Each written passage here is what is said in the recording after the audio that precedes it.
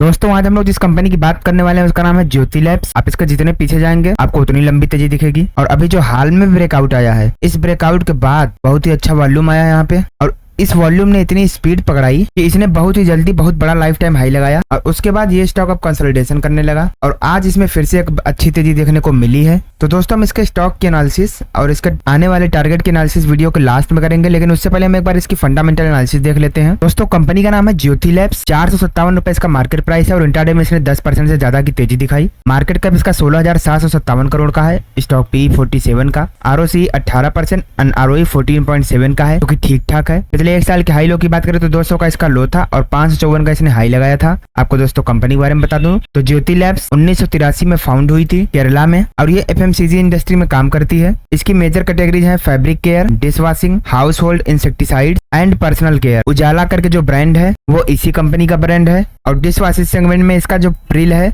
And एक्सो वो ज्योति labs के ही brand है। ये दोस्तों इसका लाइफ टाइम चार्ट है और आप देखेंगे काफी सालों से इसमें तेजी नहीं बनी थी, लेकिन अब जब इसमें तेजी बनना शुरू हुई है तो काफी तेजी से आगे बढ़ते चले जा रही है। कंपनी के प्रोज एंड कॉन्स की बात करें तो इसने अपना डेप्ट कम किया है और अभी ऑलमोस्ट डेप्ट फ्री हो चुकी है, जो कि अच्छी बात है। और कंपनी अपने इन्वेस्टरों को अच्छा खासा डिविडेंड भी पे आउट करती है। इसके कॉन्स की बात करें तो स्टॉक अभी 10.2 टाइम्स बुक वैल्यू पर ट्रेड कर रहा है और पिछले 5 सालों में इसका जो सेल्स ग्रोथ है वो डाउन रहा है और पिछले 3 सालों में जो ROE है वो भी डाउन ही रहा है। इसके पेयर कंपैरिजन की बात करें तो FMCG सेक्टर में ये कंपनी काम करती है, जिसमें आपका गोदरेज कंज्यूमर हुआ, Dabur India, Emami, Bajaj consumer, yes optics जैसे और भी नामी ब्रांड इसी सेक्टर में काम करते हैं। क्वार्टरली रिजल्ट की बात करें तो इसका जो सेल्स ग्रोथ है वो दिसंबर 2020 में 477 करोड़ था, दिसंबर 2021 में 539 करोड़, दिसंबर 2022 में 613 करोड़ और दिसंबर 2023 में 678 करोड़ का रहा। वहीं पर नेट प्रॉफिट की बात करें तो जहां दिसंबर 2020 में 53 करोड़ का प्रॉफिट था, दिसंबर 2021 में 38 करोड़, दिसंबर 2022 में 67 करोड़ और दिसंबर 2023 में 91 करोड़ का प्रॉफिट देखने को मिला। तो देखा जाए तो इसका चाहे सेल्स ग्रोथ हो या नेट प्रॉफिट हो, हर क्वार्टर में लगातार ऊपर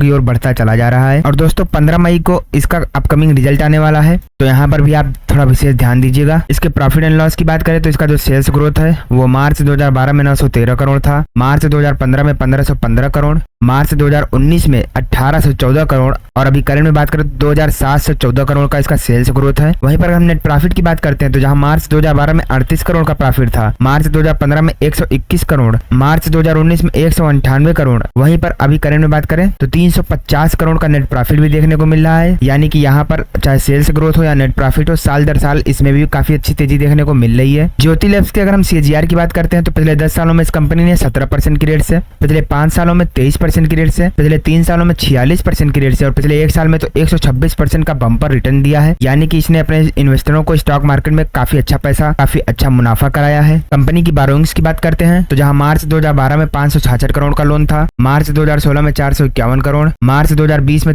283 करोड़ और करंट में बात करें तो अभी सिर्फ और सिर्फ 45 करोड़ का लोन बचा है। यानी कि कंपनी ने अपना डेप्ट काफी तेजी से कम किया है, जो कि इसके लिए ग्रीन सिग्नल है, काफी अच्छी बात है कंपनी के लिए। वहीं पर टोटल एसेट की बात करें तो जहां 1419 करोड़ का एसेट था मार्च 2012 में, मार्च 2016 में 1770 करोड़, मार्च 2020 में 1836 करोड़ और सितंबर 2023 में 2220 करोड़ का एसेट भी देखने को मिला। कंपनी की शेयर होल्डिंग पैटर्न की बात करें तो प्रमोटर्स की हिस्सेदारी जहां जून 2021 में 62.89% थी, मार्च 2024 में भी 62.89% ही है। यानी कि प्रमोटर्स ने अपने होल्डिंग में कोई भी फेरबदल नहीं किया है। FIIs की बात करें तो 11.85% से 16.43% हुए, यानी कि बढ़े हैं। DIIs 16.61% से 13.28 हुए हैं, यानी कि घटे हैं। गवर्नमेंट की होल्डिंग बढ़ी है और पब्लिक की बात करें तो 8.65% से 7.39% हुए हैं, यानी कि पब्लिक भी यहाँ पर अपना पोजीशन कम कर रही है, जो कि अच्छा ही है। ज्योति लैब्स की अगर हम फोरेंसिक एनालिसिस करते हैं तो कैपेक्स वर्सेस ROC पिछले 3 सालों से काफी बेहतरीन है, ROE पिछले 10 सालों से काफी अच्छा कर रहा है, लगातार बढ़ता जा रहा है। कंपनी के प्रमोटर्स ने कोई भी शेयर प्लेज नहीं किया है, कंपनी के ऊपर ऐसी कोई भी लायबिलिटीज नहीं है जिससे कि इन्वेस्टर्स को कोई भी प्रॉब्लम हो। वर्किंग कैपिटल जो है वो अंडर कंट्रोल है, रेवेन्यू प्रॉफिट कैश में तब्दील हो रहा है, रिटेल्स की होल्डिंग जो है वो 10% के आसपास है, जो कि ठीक है। कंपनी का जो डेप्ट है इसने काफी तेजी से अपना डेप्ट कम किया है, अच्छी बात है।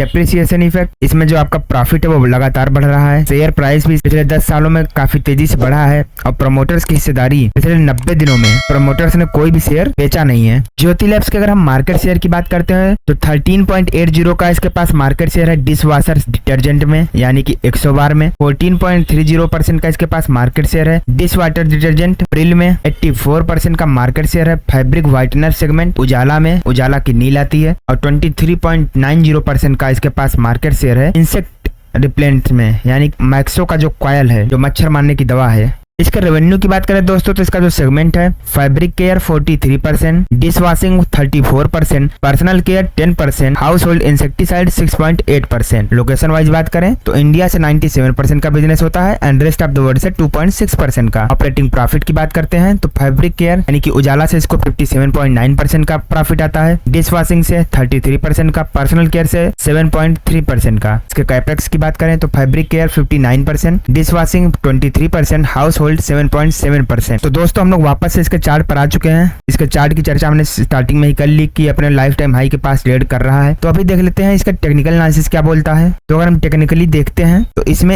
एक रेंज है, उस रेंज में ये स्टॉक काफी दिनों से कंसोलिडेट कर रहा है और आज इसमें 10% की अच्छी तेजी हुई है, जिसके बाद से अब ये हो सकता है कि कल ये इस रेंज से बाहर निकले। तो अगर ये अब कल रेंज से बाहर निकलता है तो आप यहाँ पे बाई कर सकते हैं और आपका जो टारगेट होगा वो कम से कम 550 के लेवल तक होगा पहला टारगेट। उसके बाद भी अगर ये ब्रेकआउट देके आगे बढ़ता है तो जल्द ही ये 650 के आसपास भी देखने को मिल जाएगा। लेकिन दोस्तों एक बात तय है कि कोई भी शेयर बाई करना एक स्ट्रिक्ट स्टॉप लॉस जरूर लगा लेना। और एक बार फिर से कहूंगा कि मेरे कहने से इन्वेस्टमेंट मत करना। अगर आपको ये स्टॉक पसंद आया हो, आपको ठीक लगा हो, अपनी एनालिसिस कीजिए, उसके बाद ही कोई इन्वेस्टमेंट कीजिए और वीडियो को लाइक करके कमेंट में जय श्री राम जरूर लिख दीजिए।